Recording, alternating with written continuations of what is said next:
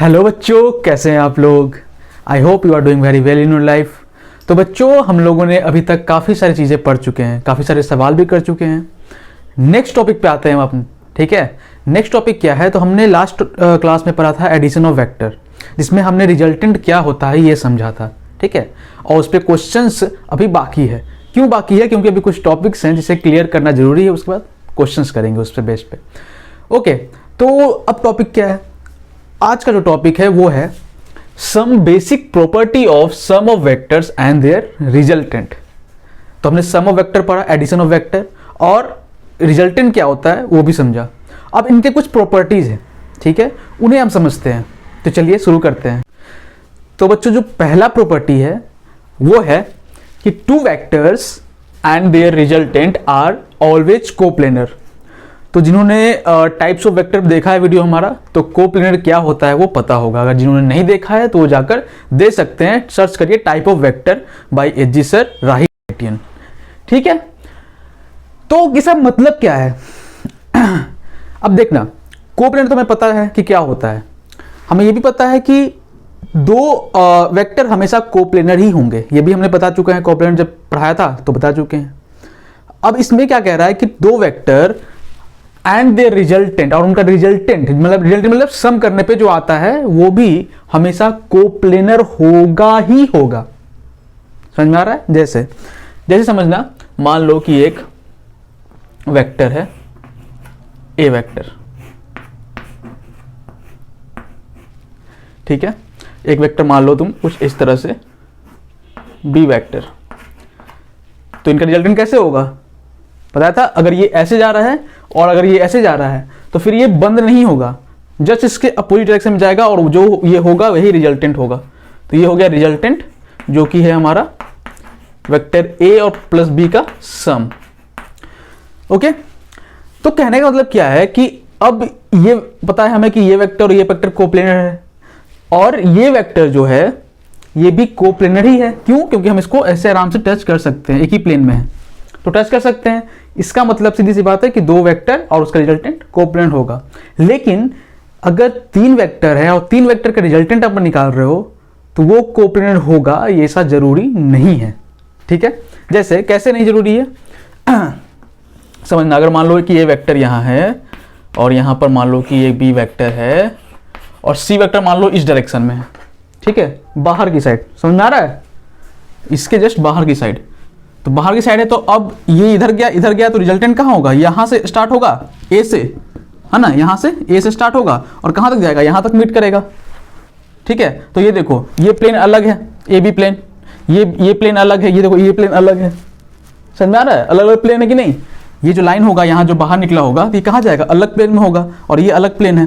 तो ऑब्वियसली कह सकते हो कि, और कहोगे ही, है ना, कि दो वेक्टर और उसका रिजल्टेंट हमेशा कोप्लेनर होता है, जबकि तीन हो तो ये जरूरी नहीं है।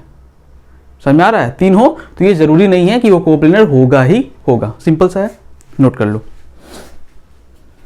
चलो अब सेकेंड प्रॉपर्टी पे समझते हैं कि क्या होता है। सेकेंड प्रॉपर्टी बोल रहा है vector addition is commutative. Commutative word आपने बहुत बार सुना होगा, कॉम्यूटेटिव, डिस्ट्रीब्यूटिव, है ना, इस तरह से एसोसिएटिव लॉ, ये सब मैथ में बहुत सारे यूज होंगी, तो बहुत को पता होगा। और जो नहीं पता वो समझिए कि वेक्टर क्या करता है, कि वेक्टर एडिशन कॉम्यूटेटिव लॉ को फॉलो करता है।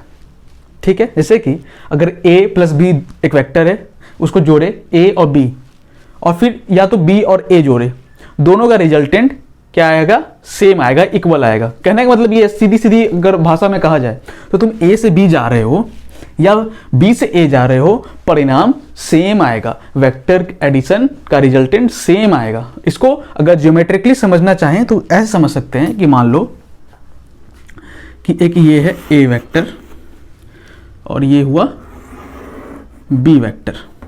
इसका नामकरण कर देते हैं a वेक्टर b वेक्टर। अब इसका रिजल्टेंट जो होगा ऑब्वियसली ये इधर जा रहा है और ये इधर जा रहा है, तो ये इधर ना जाके इधर जाएगा तो वही रिजल्टेंट हो जाएगा। तो ये रिजल्टेंट हो गया vector A plus vector B. तो ये समझ में आ गया कि ए प्लस बी तो बना लिया। अब बनाते हैं बी प्लस ए, जस्ट इसके सिमिलर। तो देखो इसके बी है, बी के सिमिलर इधर बनाने की कोशिश करते हैं। बिल्कुल पैरेलल, बी इधर और ए इधर जा रहा है, तो ये ए इधर, ये ए हुआ हमारा, ये हमारा बी हुआ। अब इसका रिजल्टेंट कैसे होगा, तो ये इधर जा रहा है और इधर जा रहा है, तो ये इधर ना जाके इधर जाएगा तो रिजल्टेंट हो जाएगा। तो फिर ये ऐसे, तो ये हो गया बी प्लस ए। अब ये कहने का मतलब क्या है, तो देखना, अगर आप देखोगे, अगर प्रोटेक्टर यहाँ रख दोगे, अगर बिल्कुल स्केल से बना रहे हो, ठीक है, और सब सही सही, तो प्रोटेक्टर अगर रख दोगे तो जितने एंगल पे ये बना रहा है ए के साथ या बी के साथ, उतना ही एंगल यहाँ पर भी ये बी के साथ और ए के साथ बनाएगा। ठीक है, इसका मतलब कि ये लाइन और ये लाइन जो रिजल्टेंट का लाइन है, ये दोनों एक दूसरे के पैरेलल है। और पैरेलल का मतलब कि सेम डायरेक्शन में, सेम दिशा में जा रहा है, ऐसा फिगर में दिख भी रहा है। दूसरी, अगर आप स्केल से मेजर करोगे यहाँ से यहाँ की लेंथ, तो वो इक्वल आएगी यहाँ से यहाँ की लेंथ। इसका मतलब कि मैग्नीट्यूड भी सेम और डायरेक्शन भी सेम। इसका मतलब ये दोनों वेक्टर सेम। तो vector addition commutative law follow करता है, ज्योमेट्रिकली भी दिखाकर हमने देख लिया है। तो a प्लस बी अगर कर रहे हैं तो उसको b प्लस ए भी लिखो, कोई हर्ज नहीं है, कोई बुरा नहीं मानने वाला। इसको नोट कर लीजिए। तो बच्चों, अब हम लोग आते हैं अपने थर्ड प्रॉपर्टी पे। थर्ड प्रॉपर्टी क्या कहता है, जरा देखते हैं। बोल रहा है कि resultant of two vectors is nearer to bigger vector and farther from smaller vector. कहने का तात्पर्य यह है कि अगर दो वेक्टर है, एक छोटा वेक्टर है, एक थोड़ा बड़ा वेक्टर है, तो इन दोनों का जो रिजल्टेंट होगा, तो जो वेक्टर बड़ा है, रिजल्टेंट वेक्टर उसकी तरफ ज़्यादा झुका होगा इन कंपेयर टू छोटे वाले वेक्टर के। समझ में आ रहा है? जैसे फिगर समझाते हैं। इसका यूज क्या है ये भी समझाते हैं। अभी तो थोड़ा मैथमेटिकली समझाएंगे तो समझ में आया कि आपको एक्चुअल क्वेश्चन में कहाँ हेल्प करेगा ये चीज़ें, है ना। अभी तो आपको बेफुजिल लग रही होगी कि क्या ज़रूरत है इसकी, लेकिन चलिए सब रखिए, देखिए। ओके,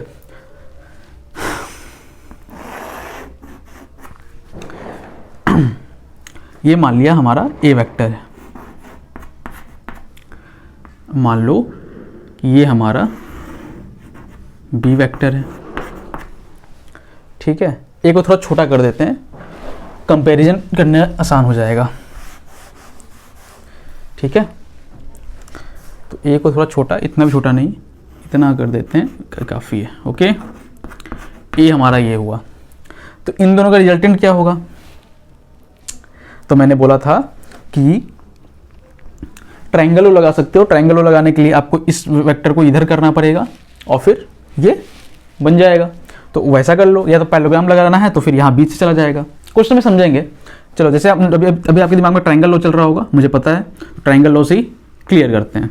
तो बी है, बी की जैसे इधर शिफ्ट कर देते हैं, क्योंकि इधर जा रहा है तो इधर जाना चाहिए, तभी रिजल्ट निकलेगा। तो इधर इस तरह से शिफ्ट कर दिए बी को। अब जो रिजल्टेंट होगा कौन होगा, ये इधर जा रहा है और ये इधर जा रहा है। ये तो खत्म हो गया ऐसा काम, क्योंकि इसको पैरेलल हम ये शिफ्ट कर दिए हैं, इसका काम खत्म। ये ए यहाँ है, ये बी यहाँ है, तो ये ऐसे जा रहा है और ये ऐसे जा रहा है, तो ये ऐसे ना जाके ऐसे गया तो रिजल्टेंट हो गया। समझ में आ रहा है? ऐसे गया तो ऐसे नहीं जाना चाहिए, ऐसे गया तो रिजल्टेंट हो गया। तो ये ऐसे गया, ये रिजल्टेंट हुआ ए प्लस बी। अब मान लो कि ये एंगल बीटा मान लो बी के साथ, और ये मान लो अल्फा। अब जरा सा ए को थोड़ा बढ़ा देते हैं, थोड़ा इसका लेंथ को बढ़ा देते हैं। ठीक है, ये लेंथ मतलब बढ़ रहा है, यहाँ से इसको शिफ्ट नहीं किए हैं, इसको एरो हटा दो और सपोज इसको बड़ा कर दिए। ए पूरा इतना बड़ा है, यहाँ से लेकर यहाँ तक। अब बताना, अब क्या करते हैं, बी को भी इधर पैरेलली शिफ्ट कर देते हैं जहाँ एंड हो रहा है ना। तो बी को हम यहाँ से डायरेक्ट यहाँ ले आए, इधर यहाँ नहीं, यहाँ से यहाँ ले आए। ठीक है, तो इसको यहाँ से यहाँ ले आए, तो ये हो गया हमारा बी वेक्टर। अब रिजल्टेंट क्या होगा, तो ये ऐसे गया और फिर ये ऐसे गया, तो ये ऐसे नहीं जाके ऐसे गया तो रिजल्टेंट हो गया। तो मिला देते हैं ऐसे। ठीक है, ये हो गया हमारा रिजल्टेंट। अब इसको मान लेते हैं अल्फा डैश।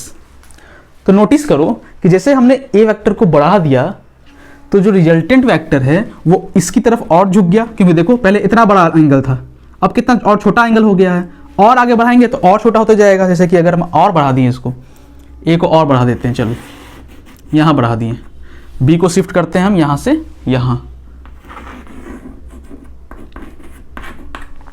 ठीक है। अब देखो और छोटा हो जाएगा एंगल,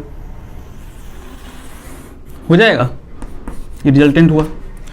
तो ये मान लो कि अल्फा डबल डैश मान लो, तो पहले देखो, पहले इतना बड़ा था, फिर और अगर हम इसको बढ़ा दिए तो और छोटा हो गया, और बढ़ा दिए तो एंगल छोटा हो गया। इसका मतलब कि जो बड़ा एंगल होता है, जो सॉरी बड़ा वेक्टर होता है, रिजल्टेंट उसकी तरफ झुक जाती है, उसकी तरफ झुक जाती है। तो यही कह रहा है, resultant of two vector is nearer to bigger vector. किसके नजदीक होता है? Nearer to bigger vector. क्या? Resultant of two vector nearer to bigger vector and farther from small vector. हाँ, और स्मॉल से दूर रहेगा। स्मॉल से क्या होते जा रहा है? देखो ये अगर अल्फा इतना है ना, ध्यान से देना, ये बीटा है, तो अब बीटा क्या हो जाएगा? इतना बड़ा, बीटा बढ़ते जाएगा। देखो अब बीटा कितना बड़ा हो गया? इतना बड़ा बीटा हो गया, बीटा डैश। ये बीटा डैश मान लिया, ये बीटा डबल डैश मान लिया। देखो बीटा बढ़ते जा रहा है क्योंकि ये छोटा है तो इससे दूर जाएगा, और ये बड़ा है तो इसके नज़दीक आएगा। तो हम कह सकते हैं कि alpha double dash is smaller than, है ना, alpha dash and similarly smaller than alpha. ठीक है, तो कहने का मतलब ये है हमारा कि रिजल्टेंट, अगर हम इसके पूरे कंडीशन जो भी हम लोग पढ़े अभी तक, इसका रिजल्ट क्या आया, ठीक है, तो इसका कंक्लूजन क्या आया? तो ये आया कि लिख सकते हैं कि इफ़ अगर वेक्टर ए का जो मॉड है, मतलब कि मैग्नीट्यूड है, लंबाई लेंथ जो भी कर लो, अगर ये बड़ा है बीटा वेक्टर से, सॉरी बी वेक्टर से, तो इसका मतलब ये हुआ, इसका मतलब क्या हुआ? इसका मतलब ये हुआ कि जो अल्फ़ा है वो हमारा क्या होगा? छोटा होगा बीटा से, क्योंकि देखो ये बड़ा तो एंगल इसका क्या होगा? छोटा, तभी नज़दीक होगा ना। ठीक है, और अगर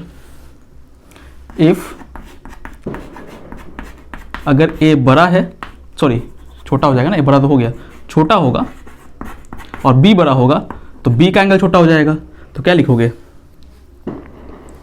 अल्फा बड़ा है बीटा से, है ना। एक केस और बनता है, दिमाग में आ रहा होगा कि अगर दोनों बराबर हुआ तो सिंपल है, पता ही होगा क्या होगा। इफ ए वेक्टर और बी वेक्टर बराबर है तो सिंपल यही होगा रिजल्टेंट, जो आपको समझ में आ रहा हो कि एंगल दोनों का इक्वल हो जाएगा, है ना। ए और बी बराबर है, इसका मतलब जो एंगल जा रहा होगा, जैसे कि अगर फिगर बनाया अलग से कि मान लो कि ऐसा है, ये ए है और ये बी है, और कंडीशन ये मान लेते हैं कि ये दोनों का मैग्नीट्यूड, मतलब दोनों का लेंथ लंबाई सेम है, तो जो एंगल जो रिजल्टेंट होगा वो बिल्कुल बीचों बीच जाएगा, ये होगा रिजल्टेंट, है ना। बी को इधर शिफ्ट कर दो, हो जाएगा ना इतना, बी को शिफ्ट कर दो तो क्या होगा? इधर होगा रिजल्टेंट, और बिल्कुल बीचों बीच होगा, अल्फा और बीटा बराबर होगा। कब? When length of A equal to length of B. समझ में आया? नोट कर लो फटाफट इसे। तो बच्चों अब हम लोग आते हैं अपने fourth property of vector addition और रिजल्टेंट ऑफ वेक्टर पे। क्या कहता है सर, समझते हैं। If sum of sum vectors, ये सम अलग है, इस सम का मतलब जोड़, इस सम का मतलब कुछ, ही तो पता ही होगा, है ना। चलो, if sum of sum vectors is zero, कुछ वेक्टर्स को आप जोड़ें और रिजल्टेंट जीरो आ रहा है, then they form close loop, इसका मतलब वो क्लोज लूप बना रहे होंगे। रीच एट स्टार्टिंग पॉइंट, मतलब क्लोज लूप बोलो या स्टार्टिंग जहां से शुरू किया वहीं पहुंच गए, ये भी कह सकते हो, ऐसे भी समझ सकते हो। That loop may be 1D 2D और 3D। समझाते हैं, थोड़ा समझाते हैं। कहने का मतलब सिंपल सा ये है कि अगर आपके पास एक वेक्टर है, दो वेक्टर है, तीन वेक्टर जो भी मान लो, और अगर उनका रिजल्टेंट जीरो आ रहा है, इसका मतलब ये है कि वो क्लोज लूप बना रहे होंगे, या ऐसे भी कह सकते हो कि वो जहां से स्टार्ट किए होंगे वहीं पहुंच गए होंगे, इसका मतलब रिजल्टेंट जीरो आ रहा है, इसलिए जीरो आ रहा है। तो अब 1D 2D का मतलब क्या है समझते हैं थोड़ा। पहला केस मानते हैं कि चलो 1D कैसे हो सकता है चीज़ें और कैसे बनाएगा ये चीज़ें। तो मान लो कि एक इंसान, है ना, तुम ही मान लो अपने आप को, जो भी तुम्हारा नाम है XYZ, है ना। तो ये मान लो कि ए वेक्टर यहाँ से यहाँ गया, अब वो फिर यहीं से इसी जगह से यहाँ चला गया, तो जहाँ से आया वहीं पहुँच गया, तो इसका मतलब क्या हो गया, ना चलने जैसा हो गया, है ना। वेक्टर के टर्म में क्या हो गया कि जहां गया वहीं पहुंच गया, तो इसका कोई भी रिजल्टेंट ही नहीं होगा। रिजल्टेंट क्या हो जाएगा, जीरो, ठीक है, क्योंकि यहां से यहां गया और यहीं पहुंच गया, तो रिजल्टेंट क्या हो गया, जीरो। 1D एक और केस हो सकता है, अगर हम थोड़ा सोचे ब्रॉडली होके, कैसे, ऐसे समझ लो, हाँ, कि A ऐसे है, एक फिर हो गया B, और फिर यहाँ से आ गया C, तो ये यहाँ से यहाँ गया, फिर यहाँ से यहाँ गया होगा, है ना, 2 डिवीजन में बांट दिए इसको, और फिर लेकिन यहीं से यहाँ से फिर वो यहीं पहुँच गया, तो क्या हो गया, ये रिजल्टेंट जीरो। तो क्या हो गया, ये 1D की क्लोज लूप बना दिया, जहाँ स्टार्ट हुआ वहीं घूम गया आ गया, ठीक है, 1D हो गया। 2D में कैसे हो सकता है, 2D में समझते हैं अपन, है ना।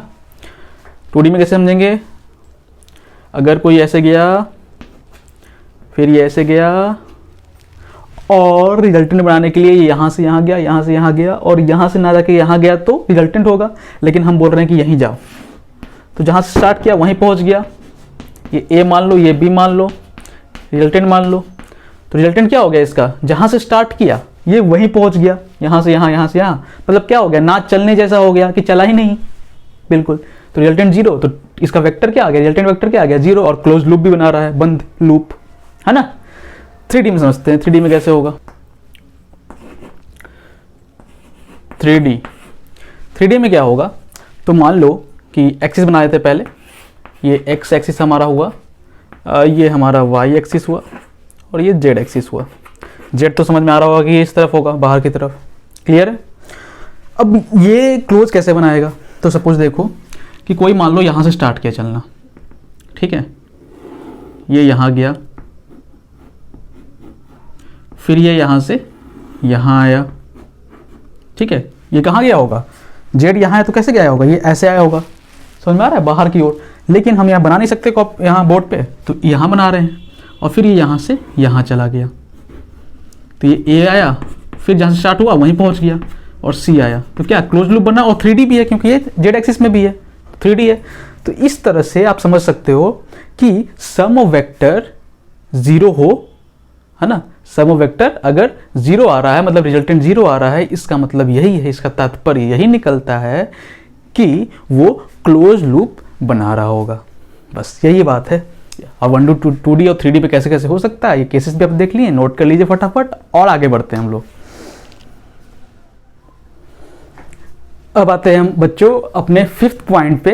5th प्रॉपर्टी क्या कहता है, चलिए देखते हैं। The minimum number of non collinear vectors, non collinear क्या होता है और कोप्लेनर वेक्टर ये क्या होता है, ये टाइप्स ऑफ वेक्टर में पहले ही पढ़ा चुके हैं, तो जिन्होंने नहीं देखा वो जाकर देखिए। Okay, the minimum number of non collinear vectors whose resultant is 0 is 3। पहले एक एक करके समझते हैं, पहले इसको समझते हैं कि सबसे minimum number of non collinear vector जो कोलिनियर नहीं है, minimum number of non collinear vector whose resultant is 0, जिसका रिजल्टेंट 0 आए, इज 3, वो 3 ही हो सकते हैं। मतलब यह है कि अगर आप नॉन कोलिनियर वेक्टर ले रहे हो और आपको रिजल्टेंट उनका 0 करना है, तो आपको कम से कम 3 ऐसे नॉन कोलिनियर वेक्टर की जरूरत पड़ेगी, तभी आप उसका रिजल्टेंट 0 दिखा सकते हो। समझ में आ रहा है, फिगर से समझते हैं। कोलिनियर का मतलब समझ में आता है कि एक ही लाइन में है तो कोलिनियर है, और नॉन कोलिनियर मतलब एक ही लाइन में नहीं है तो नॉन कोलिनियर। तो लेते हैं एक ऐसा वेक्टर जो एक लाइन में नहीं आ रहा है, तो ये ए वेक्टर यहाँ हुआ, ए वेक्टर मान लो बी, एक लाइन में नहीं है, एक लाइन में कहाँ है, एक यहाँ जा रहा है, अलग लाइन में है। अब ये दोनों कभी, इनका रिजल्टेंट कभी भी 0 नहीं हो सकता। आपको 0 करने के लिए एक और वेक्टर चाहिए जो कि बंद कर दे, क्लोज कर दे, जो कि C वेक्टर होगा। अब देखो ये इधर गया फिर इधर ही आ गया, जहां स्टार्ट किया वहीं आ गया, तो क्लोज लूप बनाया। इसका मतलब इसका रिजल्टेंट जो है वो 0 है, और ये तीनों नॉन कोलिनियर, देखो ये अलग लाइन है, ये अलग लाइन है, ये अलग लाइन में जा रहा है, और इनका रिजल्टेंट भी 0 आ रहा है। तो कम से कम आपको 1 2 3 वेक्टर तो चाहिए ही चाहिए, 3 नॉन कोलिनियर वेक्टर चाहिए ही चाहिए रिजल्टेंट 0 करने के लिए। समझ में आ गया। अब समझते हैं नेक्स्ट पॉइंट। नेक्स्ट पॉइंट क्या बोल रहा है कि the minimum number, minimum spelling में mum, MUM, okay, the minimum number of non coplanar vectors whose resultant is 0 is 4। उसी तरह से कहने का मतलब ये है कि अगर आपको नॉन कोप्लेनर वेक्टर लेना है और उनका सम या उनका रिजल्टेंट कह दो अगर 0 करना है, तो आपको कम से कम 4 वेक्टर की ज़रूरत, 4 कोप्लेनर वेक्टर की ज़रूरत पड़ेगी ही पड़ेगी। फिगर से समझते हैं। कोप्लेनर का मतलब क्या होता है? कोप्लेनर का मतलब होता है कि एक ही प्लेन में ला सकते हैं, पहले से एक प्लेन में हो ये जरूरी नहीं है ना? ठीक है, तो समझते हैं कोप्लेनर वेक्टर। मान लो कि ए हुआ, ठीक है, एक प्लेन मान लिए। बी वेक्टर ऐसा लेना ही पड़ेगा हमें कम से कम एटलीस्ट। सी वेक्टर को अलग अलग प्लेन लेना है तो हम क्या कर लें, सी को इधर मान लेते हैं बाहर की तरफ, तो अच्छे से दिखाने के लिए पेन ले लेते हैं, है ना। तो समझिएगा कि सी वेक्टर इधर मान लिए हैं, क्योंकि अफकोर्स हम यहीं सी वेक्टर लेंगे एक सब एक ही यहीं पर ले लेंगे तो क्या हो जाएगा, टच कर सकते हैं, अटैच कर सकते हैं तो एक ही प्लेन में हो जाएगा। तो हमको अलग प्लेन में लेने के लिए इसको बाहर मान लिए, तो सी हमारा इस तरफ है।